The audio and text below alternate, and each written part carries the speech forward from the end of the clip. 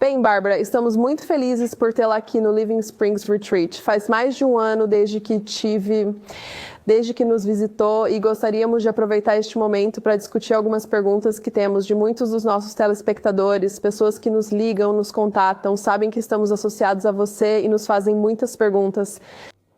Então, gostaríamos de cobrir algumas dessas coisas. A primeira pergunta seria, o que aconteceu exatamente na Austrália? Você estava sendo chamada de charlatã, estavam dizendo que você é louca, excêntrica. Então, qual é realmente a verdade? O que aconteceu?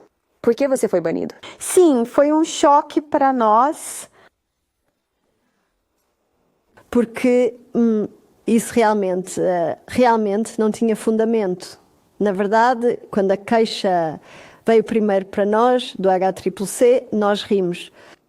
Pensamos, certamente isso é uma piada.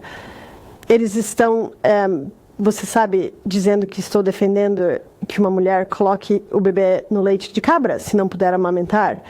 E estão alegando que o leite de cabra pode ser letal. Nós apenas rimos porque bebês têm sido alimentados com leite de cabra por milhares de anos, então esse é o tipo de coisa. Então, não levamos isso realmente a sério e eu tive que responder a todas as perguntas. E eu senti que respondi, mas agora percebo que eles queriam estudos científicos. Era isso que eles queriam. Mas quando você olha para trás, como isso aconteceu, onde tudo começou?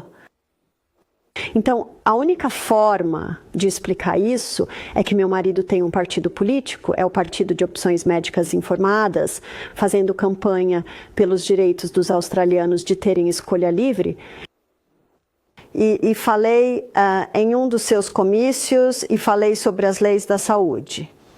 E então, 3 dias depois, Michael olhou o site das pessoas pró-vacina e eles disseram, temos que derrubar essa mulher, algum voluntário? Uau, realmente. Então, 3 pessoas se apresentaram, pessoas que eu nunca conheci. Eu acho que uma nutricionista de Queensland foi uma delas e ela obviamente assistiu minhas palestras e encontrou algo como o leite de cabra. E, então fez queixas à Comissão de Queixas de Saúde. E se eles recebem uma queixa, eles têm que investigá-la, então eles fizeram. Mas eles não ficaram satisfeitos com minhas respostas, então acabei tendo que ir a um tribunal, eu chamo de inquisição, onde 4 pessoas me entrevistaram, e eu tinha Michael de um lado e o advogado do outro, mas eles não podiam falar. Tudo foi gravado. E durante 2 horas eles me questionaram. O que eles realmente esperavam encontrar era uma declaração onde eu dissesse, isto vai curar o câncer. Mas eu nunca disse tal coisa. E eles não conseguiram encontrar. Mas eventualmente, quando tudo terminou, e conversamos com a nossa advogada, ela disse, não acredito, eles não têm nada contra você. Ela passa por esse tipo de coisa o tempo todo. E Michael disse, isso significa que a Bárbara será liberada dessa proibição? E ela disse, não. Ela receberá uma proibição vitalícia, mas não irá para a prisão, porque se ela fosse culpada, iria para a prisão. Então, esse é o sistema de justiça. E descobrimos que a Comissão de Queixas de Saúde, você não pode ir além disso. E eles parecem não prestar contas a ninguém. Então, eles têm a autoridade para me banir para sempre. Eu não posso falar, não posso dar nenhum conselho. Ou, 10 anos de prisão. Então, Então foi isso que aconteceu. Meu marido ficou tão indignado nessa... Ele queria fazer algo e pensamos em ir, levar ao tribunal.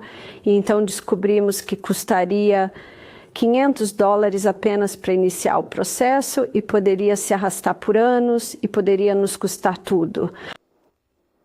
Então Michael escreveu o livro, O Assassinato de Barbara O'Neill, né? Eu disse, isso é um pouco forte. Ele disse, não, é bom. E ele escreveu isso, eu acho, em minha defesa. E porque algumas pessoas dizem, você deve ter feito algo para que eles viessem atrás de você. Então eu digo, bem, leia o livro e ele explica. Então foi difícil para mim no começo, porque meu objetivo é realmente apenas educar, ajudar as pessoas a ter uma saúde melhor e fui interrompida. Michael disse, bem, você tem uma escolha. Pode se aposentar ou pode simplesmente ir para o exterior. Então eu disse, bem, nunca tive tanto conhecimento na minha mente. Nunca tive tanta experiência e ainda me sinto jovem, ainda estou em forma, ainda tenho muita energia. Vou para o exterior. Então foi isso que acabou acontecendo. E em 2021, quando eu estava na Alemanha falando em uma conferência, uma senhora se aproximou e disse, sinto muito por dizer isso, Bárbara, mas estamos tão felizes que você foi banida. Agora você está livre para vir até nós. E eu pensei, a proibição me libertou, eu sei porque eu nunca poderia viajar por muito tempo, pois sempre tinha que voltar para o programa. E outra bênção que surgiu disso é, o programa não funcionaria sem mim, porque as pessoas não fariam reservas a menos que eu estivesse lá. Bem, agora as pessoas estão se inscrevendo no programa. E agora estou livre para ir a outros lugares. Então, agora eu vejo por que Deus permitiu que isso acontecesse. Você meio que... Bom, enquanto estávamos falando agora, você meio que me lembrou de Daniel na Bíblia. Não Daniel, desculpe, José na Bíblia, quando ele disse aos seus irmãos, o que vocês pensaram ser ruim, Deus transformou em bom. Porque ele acabou indo para o Egito. Então, conhecemos a história da bênção. Sim. Ele estava no Egito. O que você inicialmente sentiu como sendo algo abrupto e algo que foi totalmente transformador, o que foi, mas então acabou sendo para o bem, algo que você não viu inicialmente. Mas com o tempo agora tem sido uma bênção. E há, como você disse, muitos países que estão dizendo, Bárbara, se a Austrália não te quer, nós queremos você. E agora falando novamente sobre Michael, com o livro que ele escreveu, O Assassinato de Barbara O'Neill, tivemos várias pessoas nos ligando e enviando e-mails realmente chateadas. O que aconteceu com Bárbara? Quando ela morreu, o que aconteceu com ela? Tantas pessoas que ficaram realmente horrorizadas, pensando que você foi realmente assassinada. E temos que, sabe, explicar calmamente a elas, não. E explicar todo o motivo do título e que Michael sentiu que foi um assassinato de caráter. Então, nós apenas dizemos a eles que, não, você está bem, você está saudável, né? Que saibamos, você está viva. Então, para se referirem ao livro, para ouvir toda a história, porque, é claro, há muitos mais detalhes. Isso mesmo, há muitos mais detalhes. Michael, no livro, avalia cada afirmação. Você poderia ler o livro em 1 hora, é apenas um livro pequeno, mas está na Amazon, nos Estados Unidos. Legal. Ok? Então, falando do Zewara, muitas pessoas também entram em contato conosco pensando que por você ter sido banida, você se mudou para o Zeuá ou outros países. Você pode esclarecer isso, por favor? Minha casa ainda é Austrália. Minha casa ainda é nossa pequena casa no topo da montanha e o retiro de saúde ainda funciona lá. Mas eu estou fora mais do que estou em casa, mas minha base ainda é na Austrália. Você ainda está na Austrália? Sim. Ainda é a sua casa. Certo, vou então passar a algumas outras perguntas que as pessoas têm feito. É possível ter uma consulta por telefone ou vídeo com você? Infelizmente não. Então, minha agenda é incrivelmente ocupada, mas o que meu marido e eu fizemos foi disponibilizar as informações. Todas as informações estão disponíveis no YouTube. As informações estão lá e sei que você recebe algumas perguntas. Minha agenda é bastante agitada, então infelizmente não posso fazer consultas, encontros individuais ou no Zoom, mas como eu disse, as informações estão lá. As pessoas entram em contato conosco o tempo todo, querendo saber como podem agendar com você ou como você pode ir, se poderia fazer palestras em diferentes lugares. E nós os encaminhamos para o seu gerente, que é o Michael, também seu marido, para agendar com ele ou fazer os arranjos. Está correto? Sim, isso é correto. Na verdade, muitas vezes não sei onde estarei algumas semanas à frente. E ele organiza tudo. Por que alguém se sentiria faminto mesmo após comer uma refeição rica em proteínas? Bem, há 3 coisas que dão a sensação de saciedade ou satisfação, que são fibra, proteína e gordura. E então eu também avaliaria, sim, a proteína é muito importante. Então a gordura também, mas não estou defendendo uma dieta rica em gordura, mas deve haver uma parte de gordura na refeição, talvez um pouco de azeite no lentilhas, talvez um pouco de azeite nas batatas, talvez um pouco de abacate, talvez terminando a refeição com 8 a 10 nozes. Há algumas boas gorduras para finalizar. Eu também verificaria se a pessoa está mastigando corretamente. Às vezes, quando as pessoas comem muito rápido, elas não estão acessando os nutrientes em sua comida que precisam. E o terceiro ponto pode ser que o ácido clorídrico deles está baixo. E para aumentar o ácido clorídrico, certifique-se de que há intervalos entre as refeições, certifique-se de que está bebendo entre as refeições e não durante, e tomar o suco de um limão ou um pouco de pimenta caiena antes da refeição. Isso pode aumentar o ácido clorídrico. Mencionado, falando sobre gorduras, as pessoas costumam perguntar porque sabem que você defende as gorduras e menciona como o corpo precisa de gorduras, o que é diferente do que alguns ensinamentos por aí dizem. Você pode listar quais são as gorduras boas e quais são as gorduras ruins? Claro, bem, eu vejo dessa forma. Eu sempre olho a partir do bom senso. Eu olho para as gorduras que Deus fez. Temos abacate, coco-nozes e sementes. São uma excelente fonte de gorduras. E então olhamos para a história. E historicamente há 2 gorduras que eram feitas da polpa da planta. Então eram facilmente extraídas na cozinha de uma mulher. E isso é o óleo de coco. E dependendo de onde você morasse, se você vivesse nas ilhas do Pacífico Sul, era óleo de coco. Se você morasse no Mediterrâneo, era azeite de oliva. Se você vivesse no Alasca, no Canadá, poderia ser foca, poderia ser peixe. E muitos dos países da Europa do Norte, como a Suécia, então a Escandinávia, geralmente eram gorduras lácteas como manteigas. Então, agora sabemos que hoje em dia as vacas não são saudáveis.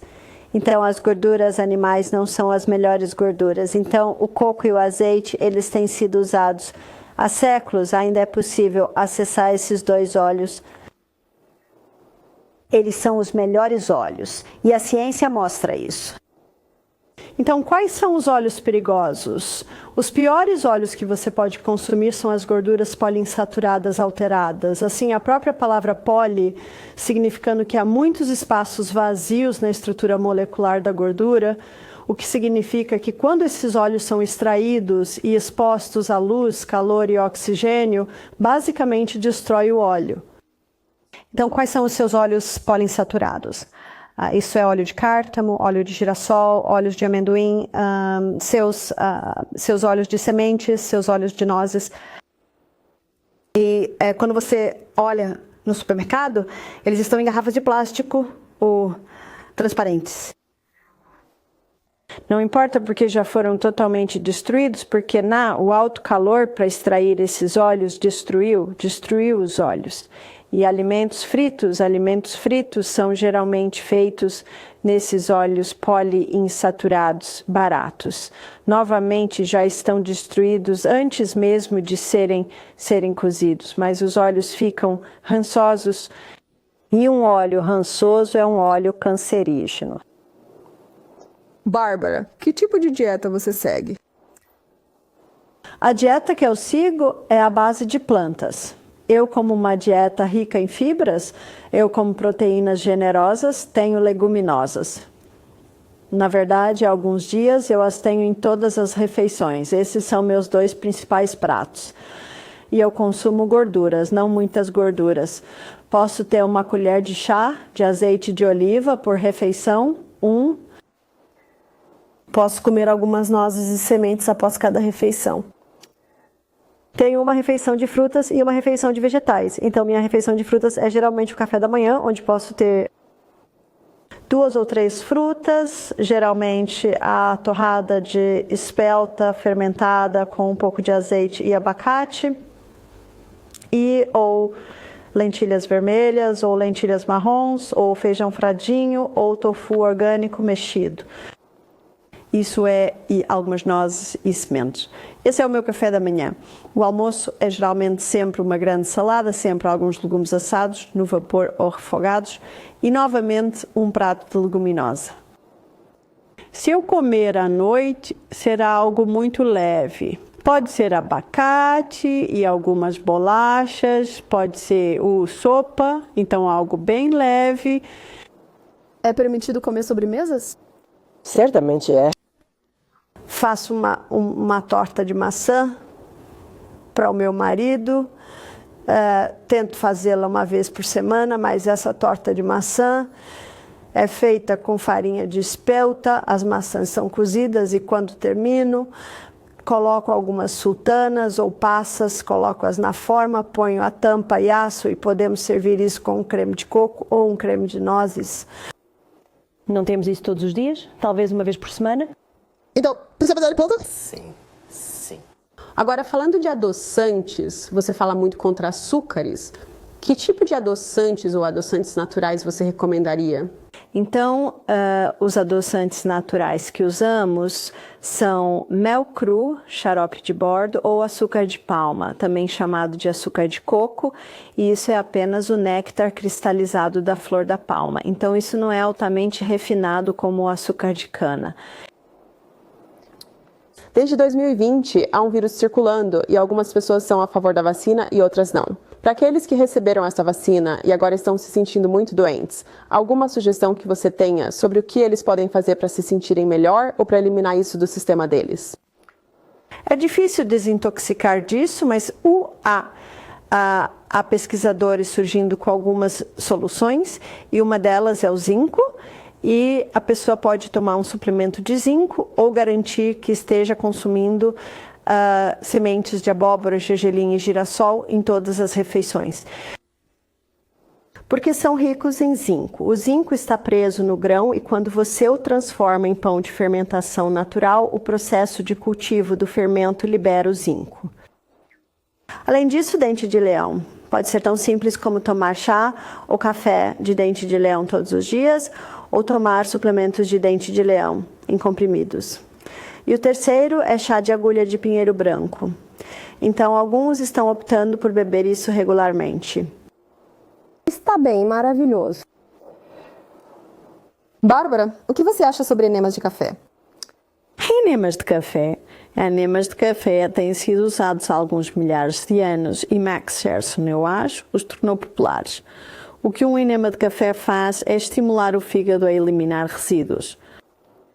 Então, às vezes temos um convidado que vem à Montanha Misty, que tem câncer, que está ciente dos enemas de café e solicita tê-los. E assim temos um sistema de irrigação colônica em nosso retiro e, às vezes, mediante solicitação, usamos o enema de café. Por que você acha que beber água com limão faria alguém ter refluxo ácido? Interessante. Eu daria uma olhada em quando foi bebido, como foi bebido. Às vezes, se muita quantidade é bebida de uma vez, pode haver a sensação de que está subindo, então eu sugeriria a essa pessoa tentar bebericar aquele copo de água com limão ao longo de talvez 20 minutos, em vez de beber tudo de uma vez e ver se isso faz diferença. Às vezes, né, se a água com limão for consumida muito perto de uma refeição, pode causar isso.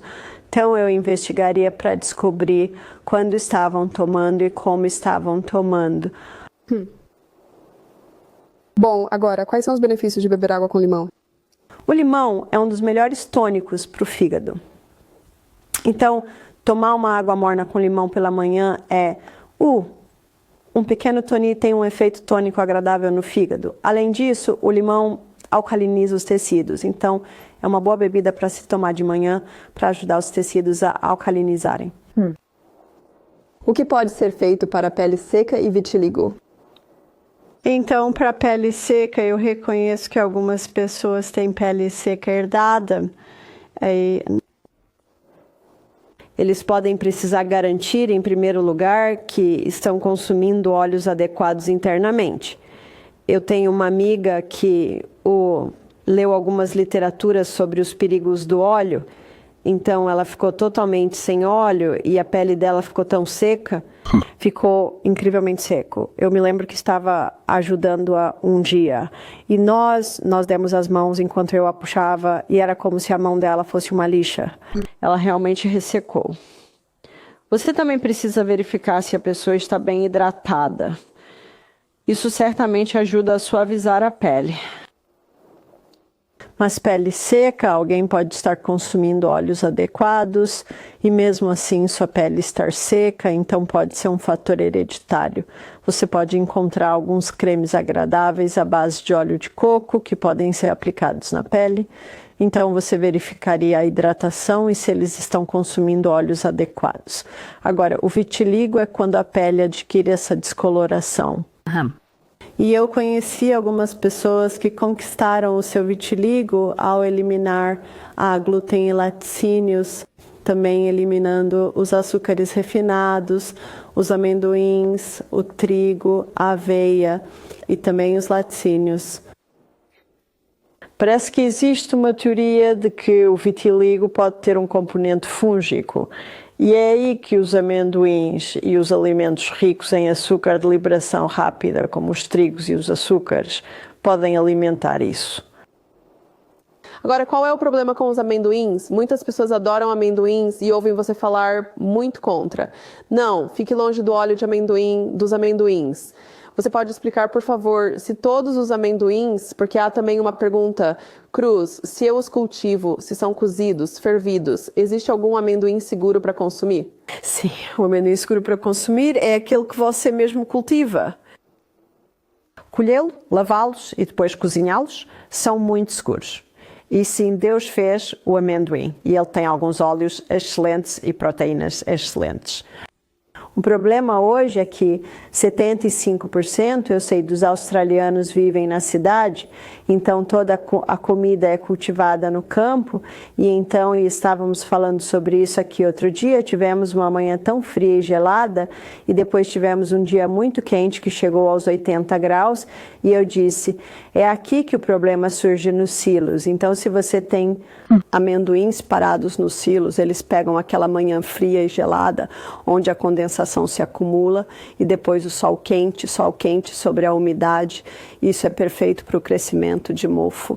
E doutor Colin Campbell, em seu livro The China Study, mostrou muito claramente, você sabe, quando ele foi às Filipinas investigar o câncer de fígado em crianças, todo pote de manteiga de amendoim que ele testou tinha aflatoxina, que é o resíduo do mofo que o mofo aspergillus produz e que é muito comumente encontrado em amendoins. Então, realmente, é o mofo no amendoim que é o problema. Algumas pessoas dizem, bem, e quanto aos amendoins orgânicos? E eu disse, bem, eu não posso dizer porque não sei como foi armazenado. É o armazenamento. É no armazenamento que o problema surge, porque o amendoim é, na verdade, uma leguminosa. Ele cresce no solo e acho que é por isso que é tão suscetível ao crescimento de mofo. É muito mais suscetível do que qualquer outra noz. E, novamente, na verdade, não é uma noz, mas muitas vezes é comparado a uma noz. Então, falando sobre mofo, se uma pessoa foi exposta a mofo ou tem mofo no sistema, quais são algumas das formas de desintoxicar disso?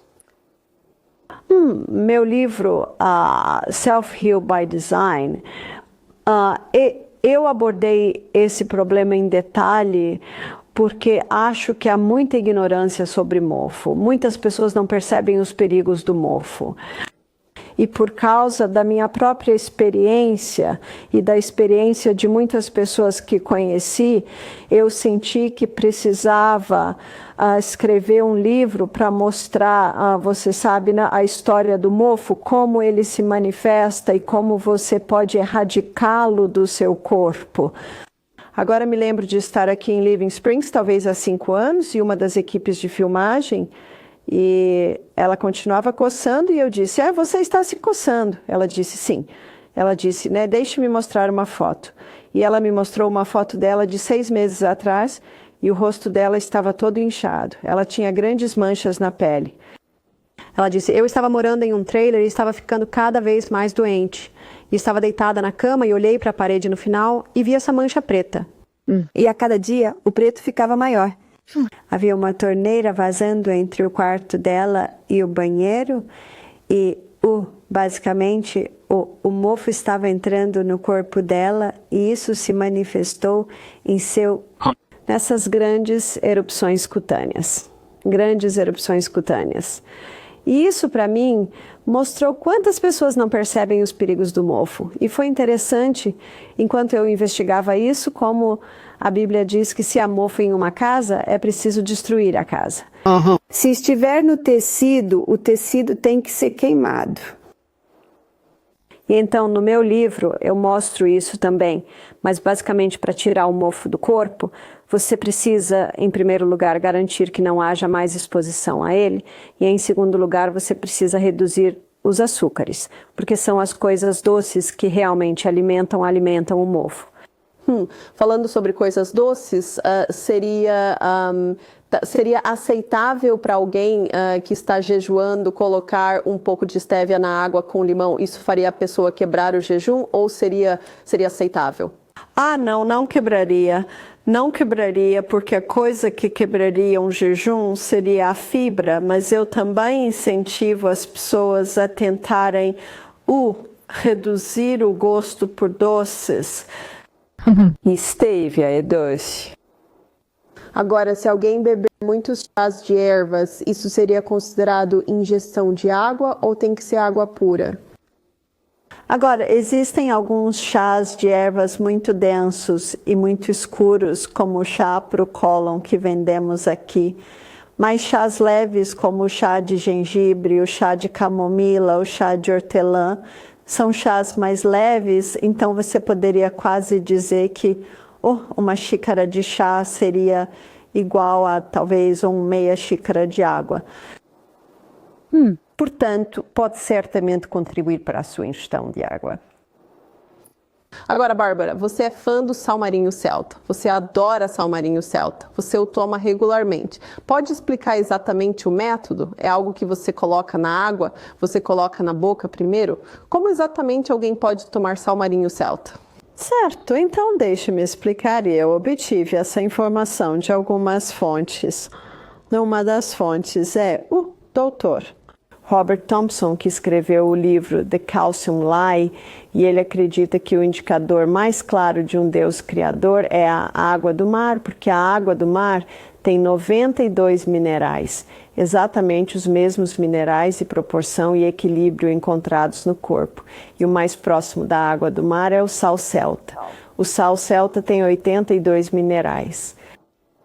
E o Dr. Robert Thompson diz que se você colocar um pequeno cristal de sal celta na língua antes de cada copo de água, ele diz que tudo o que você está fazendo é repondo os minerais que perdeu ontem na urina, na perspiração, nos movimentos intestinais. Então, qual é o tamanho do cristal de sal celta? Provavelmente do tamanho de uma semente de gergelim.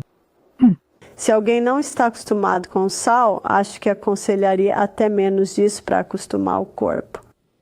O sal celta é um sal muito úmido porque tem 3 magnésios e o magnésio é uma molécula sedenta por água.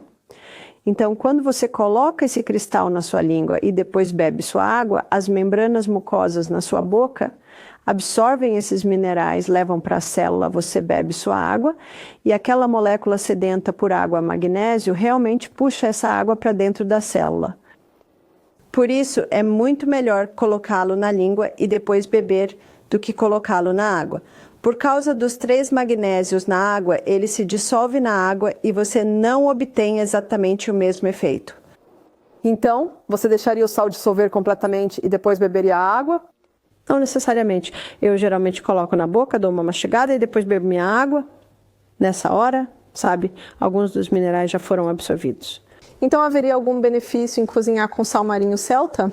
Eu sempre cozinho com sal marinho celta, mas nunca coloco o meu sal celta até o final. Sim, ele tem 92 minerais e cozinhar não destrói os minerais, então você poderia colocá-lo no meio do processo, mas tem o hábito de colocá-lo quase no final. Agora, você mencionou sobre a água do mar e a presença de minerais. E quanto ao kelp e algas marinhas e esses tipos de coisas? A alga marinha e a alga, eu acho que minha preocupação é o estado dos mares hoje em dia. E temos Chernobyl e o desastre japonês, especialmente que aconteceu perto dos mares, e há tanto lixo despejado nos mares hoje em dia. Estou hesitante com as algas marinhas. Então a pergunta é, bem, e quanto à água do mar? Bem, com a água do mar, aquelas ondas, o bater das ondas está constantemente purificando a água e muitos metais pesados e produtos químicos afundam até o fundo do mar. E é aí que as algas podem absorvê-los. É por isso que eu digo às pessoas que gostam de peixe, eu digo, tenham cautela com seus caranguejos, ostras e camarões, porque eles estão absorvendo isso do fundo do mar. Qual seria a causa da rosácea e vermelhidão no nariz? E como poderia tratá-la? O que descobrimos é que toda doença de pele tem um componente alérgico. E sempre que há um problema de pele, seja eczema, psoríase e rosácea, aconselhamos suspender os 5 alérgenos, que são laticínios, trigo, aveia, amendoim, açúcar refinado. Também acrescentamos uma palavra de cautela a isso, que pode levar pelo menos 2 meses para ver um resultado. Eu também descobri que nas mulheres, que são as mais comumente afetadas pela rosácea, pode haver um fator hormonal. E o desequilíbrio que estamos vendo é a dominância de estrogênio, deficiência de progesterona. E assim, esse alto nível de estrogênio pode também alimentar a inflamação da rosácea. Então, para uma mulher com rosácea, minha sugestão é parar com os 5 alérgenos, verificar se não há exposição a mofo na casa, isso pode ser um componente, e também assistir a minha palestra sobre hormônios, que explica como equilibrar os hormônios. Falando da sua palestra sobre hormônios, você mencionou que uma das coisas que faz com que os hormônios das pessoas fiquem desregulados é o consumo de produtos ou coisas em plástico barato. Agora tem havido muitas preocupações também com a presença de microplásticos no sal marinho celta. Como você abordaria isso? Algumas pessoas me perguntaram sobre isso e eu as referi aos produtores de sal marinho celta, porque é algo que não posso responder. Haveria algum tipo de porcentagem de microplásticos que seria segura se as empresas celtas dissessem que há um pouco ali? É algo novo para mim. Eu provavelmente só ouvi falar disso no último ano, talvez, e acho que porque as pessoas estão falando sobre isso, elas devem ter sido informadas. Já algo foi divulgado sobre os microplásticos, então é algo sobre o qual não posso comentar porque não sei. E tenho certeza de que, se entrarem em contato com os produtores de sal celta, eles poderão responder às suas perguntas. Você tem algum conselho sobre a síndrome das pernas inquietas? Síndrome das pernas inquietas, foi encontrada a resposta a algumas coisas. Uma é fazer alguns treinos intensos de perna ao longo do dia. Então, como você faria treinos intensos de perna? O nadar definitivamente trabalha as pernas. Nem todo mundo pode nadar, ou tem a habilidade de nadar, ou tem acesso a uma piscina. Então, a outra opção é rebounding ou trampolim, né? Você pode fazer exercícios bastante intensos nisso, porque são suas pernas que estão impulsionando. E também a bicicleta ergométrica. Então, olhar para alguns exercícios físicos intensos nas pernas durante o dia Também verificar se a pessoa não está consumindo algo que possa diminuir o magnésio, porque é o magnésio que relaxa os músculos. Então, as coisas que podem retirar magnésio são especificamente cafeínas e açúcares refinados. Então, antes da pessoa ir para a cama, digamos primeiro que ela fez alguns treinos intensos nas pernas durante o dia e tomou só um banho de sais de Epsom antes de ir para a cama, porque o sal de Epsom é sulfato de magnésio e também o água quente relaxa os músculos. Se alguém não tiver banheira, outra opção é massagear as pernas com óleo de magnésio tópico. Sei que na Austrália os óleos de magnésio tópicos estão se tornando muito populares e há alegações de que mais magnésio é absorvido pelo corpo do que até mesmo por via oral.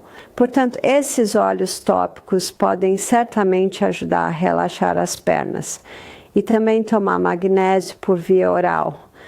Para alguém com um problema grave assim, recomendamos citrato de magnésio até 500 miligramas 4 vezes por dia. Assim, a pessoa pode tentar essas coisas e ver o que ajuda mais. Você mencionou o óleo de magnésio sendo esfregado na pele. Me lembrou do fato de que há muitas pessoas por aí que não conseguem obter o Anna's Wild Young Cream, que é algo que você promove muito para desequilíbrio hormonal. E elas querem saber se tomar inhame selvagem oralmente funcionaria tão bem quanto aplicar o creme topicamente. Bem, um dos médicos que primeiro alertou sobre esse desequilíbrio hormonal é o Dr. John Lee. Agora ele já faleceu, mas seus livros ainda estão disponíveis e em um de seus livros, acho que um dos livros é o que seu médico pode não lhe contar sobre a menopausa, ele diz que o fígado desintoxica os componentes ativos do inhame selvagem. Então, quando você aplica na pele, está absorvendo cerca de 400% a mais. E uma senhora me contatou recentemente e me disse que o marido dela havia comprado o inhame seco, o erva, e fez um creme disso para ela. Oh, uau! Então, Bárbara, isso é algo novo que eu nunca ouvi antes, mas alguém perguntou se você sabe de alguma pesquisa que sugira que os homens deveriam urinar sentados desde o nascimento até a idade adulta, que eles deveriam urinar sentados e que isso ajudaria com problemas de próstata. Você já ouviu falar disso? Não, eu não tenho, e isso não faz muito sentido para mim. Pode Especialmente criar meninos no mato, onde quando eles vão ao banheiro é na árvore ou em uma árvore no mato. Sim, isso foi diferente quando li essa pergunta. A cartilagem pode crescer de volta nos quadris e articulações? Bem, eu nunca digo nunca. E temos algumas ervas incríveis que têm estimulantes de crescimento e provavelmente a que eu aconselharia para isso é a Comfrey. Então você pode obter alguns cremes de Comfrey. Você pode comprar Comfrey seco e se você comprar Comfrey seco, Comfrey, você coloca um pouco de água e leva para ferver até ficar macio. E se ainda estiver um pouco líquido, você pode colocar, digamos, um pouco de psyllium ou olmo deslizante ou chia para torná-lo um pouco mais firme. E então fazer um cataplasma com isso e aplicar na área. E se alguém quiser fazer crescer nova cartilagem em uma área, provavelmente teria que usar o emplastro por pelo menos 4 horas por dia. E se for confortável, até mesmo durante a noite, mas também para obter o creme de Comfrey e esfregar na área. Então, Bárbara, o que alguém pode fazer se tiver desenvolvido várias doenças infecciosas por causa de uma picada de carrapato? Então, a primeira coisa que você deve focar é a picada de carrapato. E Comfrey, desculpe, não Comfrey, fiquei pensando em Comfrey. Carvão. Veja, o carvão absorve e neutraliza venenos. Então, se eles ainda ter dificuldade, mesmo 1 ou 2 semanas após a picada de carrapato, você ainda pode aplicar o carvão na picada, pois isso pode indicar que ainda pode haver um pouco de atividade ali. O carvão absorve e neutraliza os venenos. Nenhuma outra substância faz isso e é chamado adsorbe. Adsorbe significa absorver e neutralizar veneno. E talvez eles possam até tomar carvão por via oral, para absorver quaisquer venenos que estejam passando pelo corpo devido à picada de carrapato. O que você acha da dieta keto? A dieta cetogênica é uma dieta bastante extrema. É rica em fibras, alta em proteínas, alta em gordura. E não há dúvida de que certamente ajudou pessoas a superar a epilepsia. Sabe, os relatos mostram que, em alguns casos, 90% das pessoas na dieta keto relataram que venceram a epilepsia. Mas nós não defendemos carne e produtos lácteos. Portanto, o que defendemos é uma dieta cetogênica baseada em plantas. Então, como seria uma dieta cetogênica baseada em plantas? Digamos, no café da manhã seria uma xícara de lentilhas, alguns tomates fatiados e talvez um abacate e talvez algumas folhas de acelga ou couve cozidas no vapor e algumas nozes e sementes. Mas com isso, suplementar com um pouco de óleo de coco. Agora, o óleo de coco é rico em ácidos graxos de cadeia média. E o que a dieta cetogênica depende de é o fígado quebrando a gordura em cetonas. E o fígado adora quebrar esses ácidos graxos de cadeia média em cetonas mais rapidamente do que qualquer outro tipo de gordura. As cetonas são neurocurativas, neuroprotetoras. Então essa é a teoria de como funciona. E historicamente, veja, a dieta do Dr. Atkins, que era rica em fibras, sabe, proteínas e gorduras generosas, e ele descobriu, e eu não sei se na época ele percebeu a importância disso, mas ele encontrou que muitos de seus pacientes epilépticos estavam tendo uma redução nas convulsões. Mas o Dr. Bruce Fife, ele tem alguns livros sobre isso, né? Um é Pare o Autismo Agora, outro é Pare o Alzheimer Agora, onde ele tem, eu acho, em ambos os livros, por volta do 3º capítulo, é chamado O Milagre dos Cetonas, e ele mostra como a dieta cetogênica funciona e por que funciona. E ele chama a sua dieta de dieta cetogênica do coco, onde as pessoas suplementam com o coco para realmente acionar essa cetose. Bárbara, você refere ao fígado como um gerente de projetos com frequência. O que alguém pode fazer se o fígado não está funcionando bem? Bem, a boa notícia sobre o fígado é que é um órgão recuperável. E como um órgão recuperável, se dadas as condições certas, ele pode reviver. E Deus, em sua sabedoria e misericórdia, nos deu algumas ervas que afetam diretamente o fígado a ponto de limpá-lo e tonificá-lo. Uma é o cardo de Santa Maria, chamado Milk Thistle, outra é o dente de leão e outra é a genciana, Gentian, genciana. São ervas muito, muito amargas, então é provavelmente melhor tomá-las em forma de tintura de glicerina ou em forma de comprimido, porque são ervas incrivelmente amargas. E eu mencionei antes que o limão atua como um tônico para o fígado. Portanto, para ser gentil com o fígado, dieta à base de plantas, sem produtos químicos, sem estimulantes, e também pode ser usado um compressa de óleo de rícino sobre a área do fígado que fica sob sua costela direita por talvez 4 ou 5 horas por dia. Então, se a pessoa implementar todas essas coisas, então pouco a pouco o fígado vai se recuperar. Bom. Como você prepara leguminosas? Você fala muito sobre como gosta de lentilhas e feijões. Qual é a maneira correta de cozinhar leguminosas? Certo, então é um pouco diferente para alguns. Lentilhas vermelhas, elas estão quase se desmanchando quando você as cozinha. Então eu as lavo muito, muito bem antes de cozinhá-las. Então eu as lavo muito bem, coloco para ferver e haverá flocos brancos por cima, então eu os coloco debaixo da torneira, abro a água e deixo a água subir. e esse resíduo branco vai embora. E eu os enxago novamente, e é isso, eu enxago as lentilhas vermelhas, porque elas estão quase se desmanchando quando são cozidas. As lentilhas marrons, na verdade, todos os outros legumes, é melhor deixá-los de molho durante a noite, enxaguar muito bem, levadas à fervura.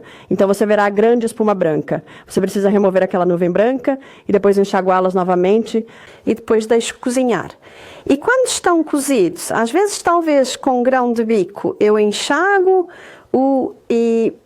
grão de bico, ou como você chama, garbanzos, e feijão vermelho, eles provavelmente demoram mais, então eu posso enxaguá-los no meio do cozimento. Quando terminam o cozimento, eu os enxago novamente. Veja, você tem que ver essa água como água suja. Essa é a água que vai causar o vento. E então, o que eu faço então? Bem, em outra panela posso ter o molho. Pode ser um molho de tomate, alho e cebola. Pode ser um molho de curry. Pode ser um leite de caju com talvez manjerona. Sabe? Então, há algumas maneiras diferentes. O primeiro livro que recebi foi um livro de culinária indiana. E uau, eles sabem como fazer as suas leguminosas. Tantos tipos diferentes. Então, quando as leguminosas estão macias, eu as coloco com o molho e deixo cozinhar lentamente. Cozinhar lentamente em fogo muito baixo para que os sabores comecem a penetrar nos feijões. E descobrimos em nosso retiro que é assim que preparamos os feijões e não temos ninguém com dor de estômago ou problemas de gases fazendo assim. No livro dele, The Plant Paradox, do Dr. Gundry, ele mostra que cozinhar sob pressão também mata todas as lectinas, e as lectinas são inflamatórias. Substâncias que, se entrarem no sangue, causam inflamação. Então, se você cozinhar na pressão, eu deixaria ferver, enxaguaria e depois cozinharia na pressão. E após o cozimento sob pressão, você poderia enxaguar. Tem que prestar atenção, porque se os grãos estiverem se desmanchando, claro que você vai perder metade deles. Por isso, algumas pessoas optam por parar no meio e enxagar. Certo. Isso é ótimo. Quando seria o melhor momento para beber smoothies ou sucos? Você faz isso com comida ou deveria fazer entre as refeições? Bem, há uma diferença entre smoothies e sucos, porque smoothies têm fibras. Então, smoothies devem substituir uma refeição. Ou às vezes as pessoas tomam um smoothie como uma sobremesa, sabe, no final da refeição. Enquanto os sucos não têm fibras. E o que fazemos no retiro, e sei que também fazemos aqui no Living, na Springs temos dias de sucos. Então, os primeiros 2 dias são apenas sucos. Servimos sucos de vegetais com um pouco de frutas a cada 2 horas. Então, eles basicamente substituem uma refeição, mas o suco não vai durar muito tempo, por isso servimos a cada 2 horas. Se alguém quiser continuar tomando sucos quando voltar para casa... Quando eles teriam isso, se estão fazendo suas refeições? Eles poderiam ter isso? Meia hora antes da refeição. Se tomarem muito perto da refeição, pode parar o seu apetite. Ou algumas pessoas escolhem tomar um suco de vegetais, você sabe, à noite, onde normalmente teriam uma refeição. O que você acha da dieta Gerson?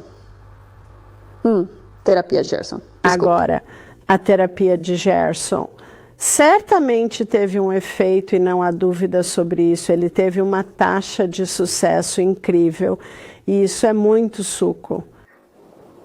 Há algumas coisas com as quais não concordo totalmente. Eles tinham que ter essência de fígado e acho muito difícil conseguir um fígado saudável hoje em dia e eu pessoalmente não uso produtos de origem animal. Então, certamente havia alguns pontos bons sobre a dieta Gerson. Bárbara, o que pode ser feito se alguém quiser usar os ovos Ione, mas eles continuam saindo, não ficam dentro? Qual é o seu conselho sobre isso? Certo. Bem, isso indica para mim que os músculos do assoalho pélvico daquela senhora não têm força. Então, como ela pode ganhar força? Bem, algumas coisas. Pular ajuda a fortalecer os músculos do assoalho pélvico. Agachamentos ajudam a fortalecer os músculos do assoalho pélvico. E fazer exercícios de fortalecimento do core, isso também ajuda a fortalecer os músculos do assoalho pélvico. Então, geralmente, se uma mulher fizer isso por alguns meses, ela geralmente consegue segurar a pedra. Mas eu também perguntaria se ela está empurrando até onde ela vai, para que vá bem até o colo do útero. E também uma mulher deve ser capaz de contrair seus músculos do assoalho pélvico para que segure a pedra. Agora, se mesmo com isso ela ainda achar difícil segurá-lo, ela poderia dormir com ele. Então, mesmo que você esteja dormindo e seu corpo esteja relaxado, seus músculos do assoalho pélvico estão cientes de que há algo ali e irão fazer um pequeno esforço para segurá-lo, especialmente quando você se levanta de manhã. Você mencionou exercícios. É algo que as pessoas fariam ou que as mulheres fariam com os ovos Ioni ou sem eles?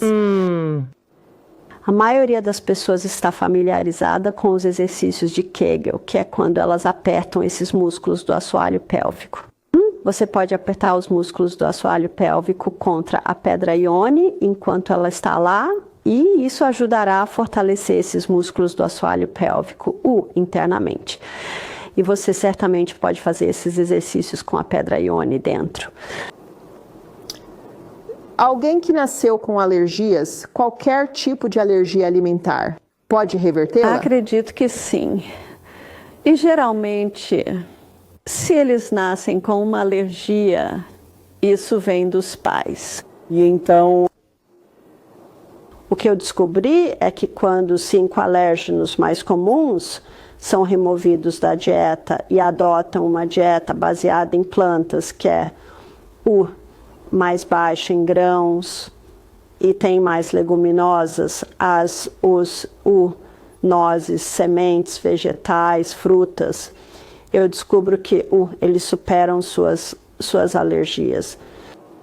Agora você defende muito a dieta à base de plantas e o leite à base de plantas, mas existe algum tipo de leite animal que seria seguro consumir de alguma forma? Pessoalmente, eu não tomo leite de jeito nenhum. Se as pessoas perguntam, que leite você bebe? Eu digo, estou desmamado, eu como. E quando você olha para o leite, Deus basicamente causou que os mamíferos tivessem leite para alimentar seus bebês. E nós somos a única criatura que bebe leite além da infância.